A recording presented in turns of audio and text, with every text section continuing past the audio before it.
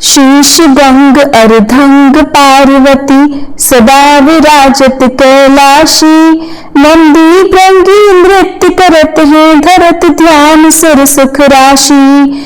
शीतल मंद सुगंध पवन बहे बैठे हैं शिव अविनाशी। करत गान गंधर्व सप्त स्वर राग रागिनी मधुरासी। श्री शिवाय नमस्तुभ्यं। पार्वती पते हर हर महादेव।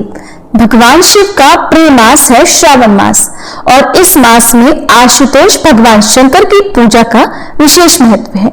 वैसे तो पूरे मास में ही भक्त भोलेनाथ की पूजा अर्चना करते हैं, लेकिन जो प्रतिदिन पूजन ना कर सके उन्हें सोमवार को भगवान शिव की पूजा अवश्य करनी चाहिए और अगर संभव हो तो व्रत भी रखना चाहिए। सोमवार भगवान शंकर का प्रिय दिन है, इसलिए प्रदोष काल में सोमवार के दिन भगवान शिव और माता पार्वती सहित समस्त शिव परिवार का पूजन करना चाहिए।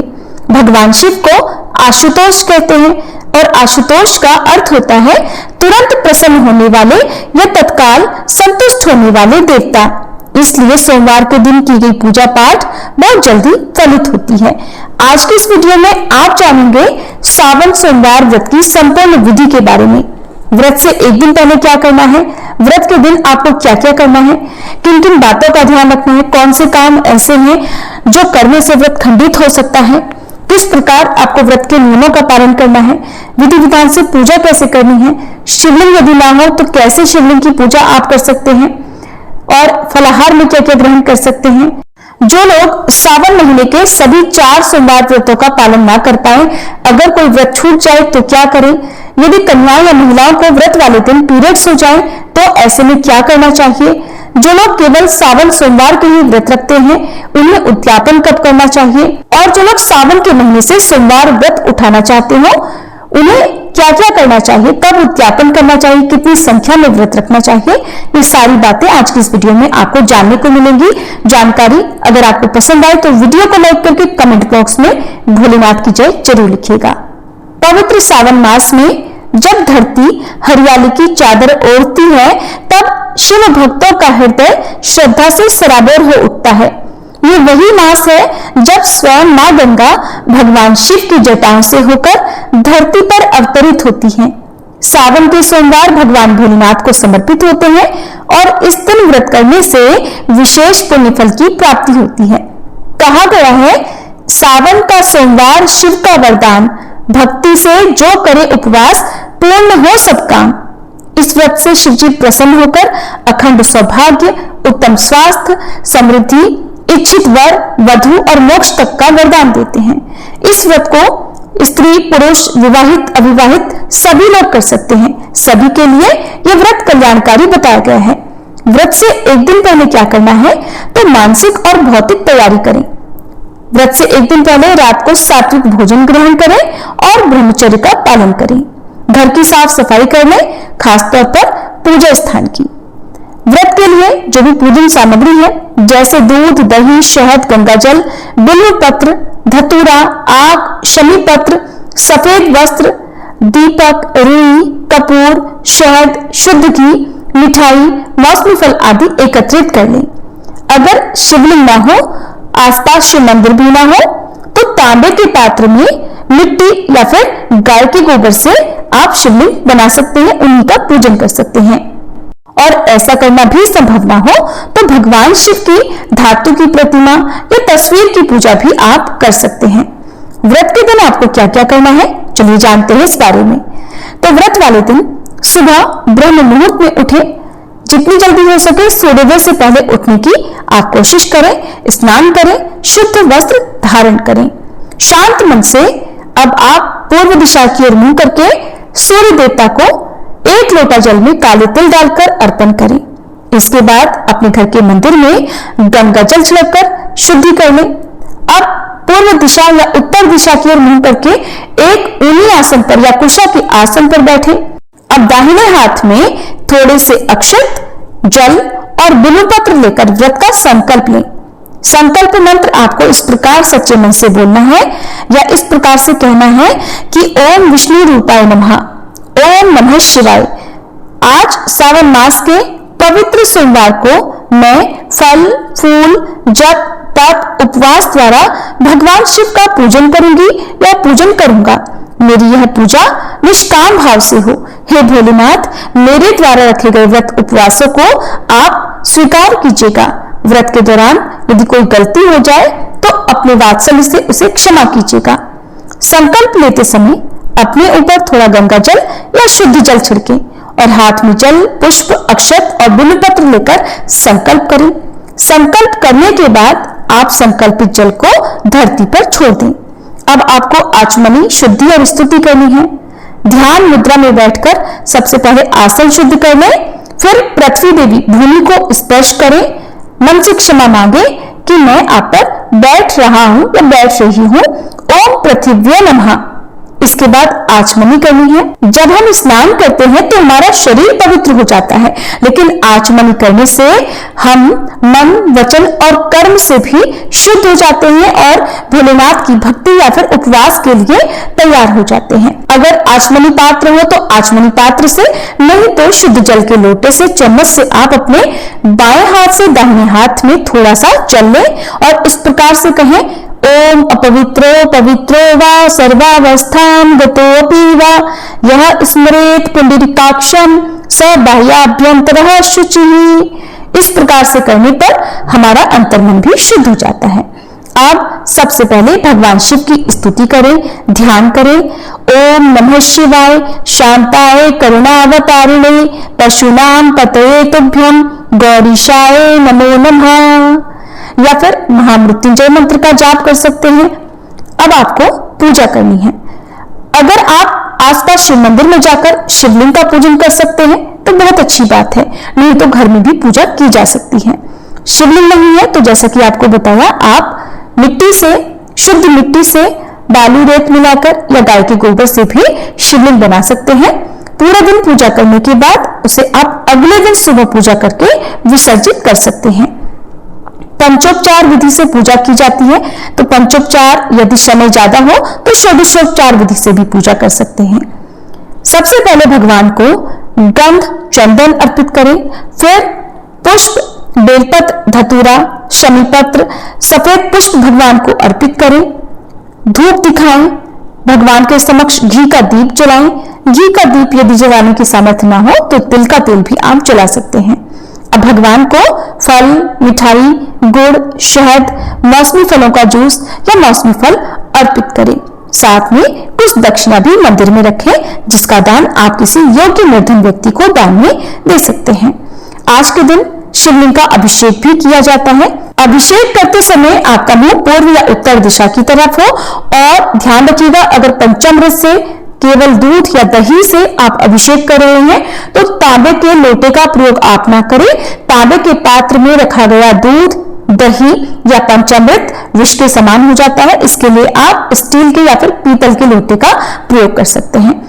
यदि आप अभिषेक कर रहे हैं पंचामृत से तो सबसे पहले एक बार गंगा जल से अभिषेक करें, फिर पंचामृत से अभिषेक करें, फिर उसके बाद एक बार शुद्ध जल से अभिषेक करें और फिर चंदन आदि त्रिपुंड लगाएं, धूप दीप अर्पित करें। भगवान को जो भी पुष्प आदि है वो अर्पित कर सकते हैं। यदि अभिषेक नहीं कर रहे हैं तो एक बार शिवलिंग पर एक लोटा जल अवश्य चढ़ाएं और सच्चे मन के साथ ओम नमः शिवाय मंत्र का जाप करते रहें। इस प्रकार से आपकी सुबह की पूजा प्रारंभ होती है। अगर सुबह ज्यादा समय है तो आप कथा का श्रवण कर सकते हैं, मंत्र, शिव चालीसा पाठ और आरती कर सकते हैं। कपूर जलाकर आरती उतारें। जो भोग आपने भगवान को अर्पित किया है उसे सुबह स्वयं ग्रहण ना करें, सभी लोगों में प्रसाद रूप में बांटें। दिन भर आप व्रत रखें। यदि सुबह कम समय है तो केवल आप सुबह संकल्प लेकर और आरती करके व्रत प्रारंभ कर सकते हैं, लेकिन शाम को सूर्यास्त के 45 मिनट पहले और 45 मिनट बाद का जो समय प्रदोष काल का होता है उस समय विधि विधान से पूजा अवश्य करें। व्रत के दौरान ओम नमः शिवाय मंत्र का या फिर महामृत्युंजय मंत्र का यथासंभव जाप करते रहें। अगर हो सके तो 108 की सामग्री आप शिवलिंग पर अर्पित कर सकते हैं, जैसे कि 108 बेलपत्र, 108 पुष्प, 108 काजू मखाने या 108 अक्षत शिवलिंग पर अर्पित कर सकते हैं। इसके अलावा 108 की संख्या में हरे साबुत मूंग भी भगवान को अर्पित कर सकते हैं। 108 रुद्राक्ष की माला से 108 मंत्र का जाप भी कर सकते हैं। प्रत्येक सोमवार को आप इन नियमों में से जिस भी नियम का पालन कर सकते हैं उस नियम को आप अवश्य अपनाएं। व्रत के दौरान आप कठोर उपवास यदि करने में समर्थ हैं, यदि शारीरिक क्षमता है, तो सोमवार व्रत को निर्जला भी रखा जा सकता है, यानी बिना अन्न और जल के। शाम की पूजा करने के बाद आप इस व्रत में जल और फल ग्रहण कर सकते हैं। जो लोग निर्जला उपवास नहीं रख सकते वो दिन में दूध, पानी, चाय आदि का, फल आदि का सेवन कर सकते हैं। मौसमी फलों के जूस का सेवन, ध्यान रखें जूस घर पर निकाला गया हो, सेवन कर सकते हैं। शाम के समय एक बार फिर से विधि विधान से पूजा करनी है। लहसुन, प्याज, किसी भी प्रकार का अनाज, नमक, चावल आदि से परहेज करें। शाम को प्रदोष काल से पहले आपको एक बार फिर से स्नान करके साफ धुले हुए वस्त्र धारण करने हैं। पूजा की तैयारी प्रारंभ करनी है, क्योंकि इस समय में ही मुख्य पूजा की जाती है। भगवान शिव के समक्ष धूप दीप जलाएं। शाम के समय भी आप जलाभिषेक कर सकते हैं। रुद्राभिषेक यदि करना चाहते हैं तो कर सकते हैं। अब भगवान शिव के समक्ष बैठकर शिव द्वादशाक्षर मंत्र का जाप कर सकते हैं या शिव अष्टोत्तर शतनामावली का पाठ कर सकते हैं। भगवान शिव के समक्ष बैठकर हाथ में थोड़े पुष्प और अक्षत लेकर कथा का श्रवण करें। सावन सोमवार व्रत की कथा भी आपको हमारे चैनल पर हर दिन सुनाई जाएगी। आप चाहे तो हमारे चैनल पर भी सुन सकते हैं या खुद से पढ़ भी सकते हैं। कथा के बाद जो आपके हाथ में अक्षत पुष्प हैं उन्हें भगवान के चरणों में अर्पित कर दें। माता पार्वती जी का श्रृंगार करें। माता पार्वती को सुहाग की सामग्री जो भी अर्पित करते हैं उसमें से कुछ सामग्री यदि आप सुहागिन हैं तो आशीर्वाद रूप में अपने लिए भी रख सकते हैं। शिव चालीसा का पाठ करें। कोई विशेष मनोकामना है तो उसकी पूर्ति के लिए सच्चे मन से प्रार्थना कर सकते हैं। सबसे अंत में कपूर जलाकर आरती उतारें और भगवान को भोग लगाएं। शाम के समय जो लोग फलाहार में सेंधा नमक का सेवन करना चाहते हो तो उन्हें पहले भगवान को भोग अर्पण करना चाहिए। खासतौर पर आप खोए की मिठाई या दूध से बने हुए कुछ भी व्यंजन आप भगवान को अर्पित कर सकते हैं और उसके बाद शाम की पूजा करने के बाद आप शिवलिंग पर चढ़ा हुआ प्रसाद ग्रहण करके अपने व्रत का पारणा भी कर सकते हैं। ध्यान रखें, सोमवार व्रत में जहां तक हो सके अन्न का सेवन करने से बचना चाहिए, लेकिन जिनके लिए अन्न ग्रहण करना बहुत जरूरी हो और ऐसे भक्त जो उपवास भी रखना चाहते हो वे केवल सात्विक भोजन ही ग्रहण करें। आप लहसुन, प्याज, मसूर की दाल, बैगन या कढ़ी आदि का सेवन भूलकर भी सोमवार व्रत में ना करें। पूजा करने के बाद सुबह और शाम को सच्चे मन से भगवान शिव से प्रार्थना करें, हे भोलेनाथ, मुझसे अगर पूजा में कोई त्रुटि, चूक, उच्चारण में गलती, मन की चंचलता, विधि में अशुद्धता, सामग्री की कमी या ध्यान में विघ्न हुआ हो तो कृपया उसे क्षमा करें। मैं अज्ञानवश कोई अपराध कर बैठा हूं या कर बैठी हूं तो हे भोलेनाथ उसे अपने दास का बाल बुद्धि समझकर क्षमा करें। मेरे मन, वाणी और कर्म से जाने अनजाने में जो भी दोष हुआ हो, हे करुणामय शंकर आप सबको क्षमा करें। आपने मुझे इस व्रत और पूजन का अवसर दिया, इसके लिए मैं कृतज्ञ हूँ। आप कृपया मेरी श्रद्धा को स्वीकार करें, मेरी भक्ति का फल दें और मुझे अपने चरणों की भक्ति में स्थिर रखें। इस तरह से अगर सच्चे मन से प्रार्थना की जाए, क्षमा याचना की जाए तो भोलेनाथ हर गलती को भूलकर अपने भक्तों की झोलियां खुशियों से भर देते हैं। अब बात करते हैं कि कितनी संख्या में ये व्रत करने चाहिए। तो देखिए, बहुत से लोग तो केवल सावन के महीने में पड़ने वाले सोमवार व्रत ही रखते हैं। किसी कारण से अगर आप पहला व्रत ना रख पाए तो बाकी 3 व्रत भी रख सकते हैं। 3 ना रख पाए, किसी कारण से पहला दूसरा छूट जाए तो केवल 2 ही व्रत रखें। लेकिन अगर आपने केवल सावन सोमवार ही व्रत रखने हैं तो चाहे आप व्रत 1 रखें, 2 रखें या 3 या 4, आपको सावन मास की समाप्ति पर व्रतों का उद्यापन अवश्य करना चाहिए। जो भी अंतिम सोमवार होता है उसमें पूरा दिन उपवास रखने के बाद शाम को प्रदोष काल में पूजा करके व्रत का उद्यापन कर सकते हैं। अगर किसी सावन सोमवार में माता बहनों को पीरियड्स आ जाते हैं तो ऐसी अवस्था में व्रत को बीच में अधूरा नहीं रखना चाहिए।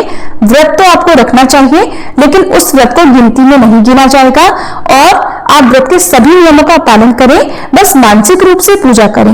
मोबाइल आदि के माध्यम से कथा श्रवण कर सकते हैं, मंत्र जाप कर सकते हैं, दूसरे के हाथ से प्रसाद भी ग्रहण आप कर सकते हैं। स्वयं से पूजा नहीं करनी चाहिए।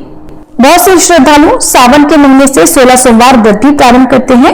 तो आपके मन में एक प्रश्न जरूर आता है, खास तौर पर माता बहनों को, कि किसी कारण से अगर आपका कोई सावन सोमवार व्रत छूट जाए या 16 सोमवार का आपने संकल्प लिया है, कोई व्रत आपका गलती से टूट जाए, आप ना रख पाए उस दिन व्रत, या पीरियड्स के कारण व्रत ना रख पाए, आप यदि घर से बाहर हो, तो क्या ऐसी स्थिति में आपका वो व्रत खंडित माना जाएगा? तो देखिए, कभी भी अगर ऐसा होता है कि आप किसी सोमवार व्रत ना रख पाए, तो उससे अगले सोमवार को व्रत अवश्य रखें। व्रतों की संख्या 16 ही होनी चाहिए। जब आप व्रत का उद्यापन करें, तो जितने व्रत आप नहीं रख पाए हैं, उतने व्रत आपको एक्स्ट्रा रखकर फिर व्रतों का उद्यापन करना चाहिए। विवाहित महिलाएं अगर 16 सोमवार का व्रत करती हैं, तो सौभाग्य अखंड बना रहता है। अविवाहित कन्याएं अगर सोमवार व्रत में शिव विवाह कथा का पाठ करें, तो विवाह के योग शीघ्र बनते हैं।